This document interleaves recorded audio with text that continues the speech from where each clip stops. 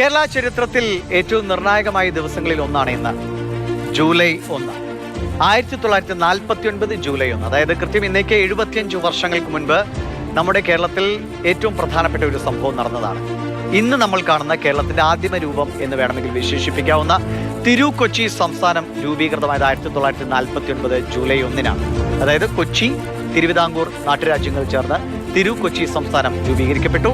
വടക്കൻ കേരളം, ഇന്നത്തെ നമ്മുടെ വടക്കൻ കേരളം, അത് മലബാർ ജില്ല എന്ന് വിശേഷിപ്പിക്കപ്പെട്ടു. അത് മദ്രാസ് സംസ്ഥാനത്തിന്റെ ഭാഗമായിരുന്നു.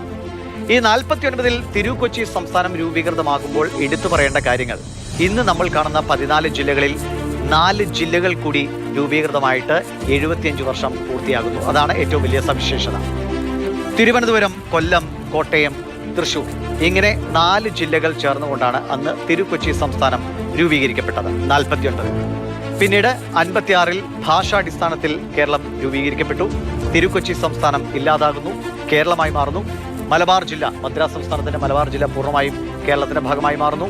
കാനറയിൽ നിന്ന് കാസർഗോഡ് അടക്കമുള്ള സ്ഥലങ്ങൾ കേരളത്തിനോട് കൂട്ടച്ചേർക്കപ്പെടുന്നു. കന്യാകുമാരി അടക്കമുള്ള സ്ഥലങ്ങൾ നമ്മൾ തമിഴ്നാടിന് വിട്ടുകൊടുക്കുന്നു. അങ്ങനെ കേരളത്തിന്റെ രൂപം, മലയാള ഭാഷാടിസ്ഥാനത്തിലുള്ള കേരളം 56-ൽ രൂപീകൃതമായി. പിന്നീട് ഓരോ ഘട്ടങ്ങളിലായി ഓരോരോ ജില്ലകൾ രൂപീകരിക്കപ്പെട്ടു. 84-ൽ കാസർഗോഡ് ജില്ല രൂപീകരിക്കുന്നതോടെ ഇന്ന് നമ്മൾ കാണുന്ന 14 ജില്ലകളുടെ പട്ടിക പൂർത്തിയാക്കപ്പെടുകയാണ്.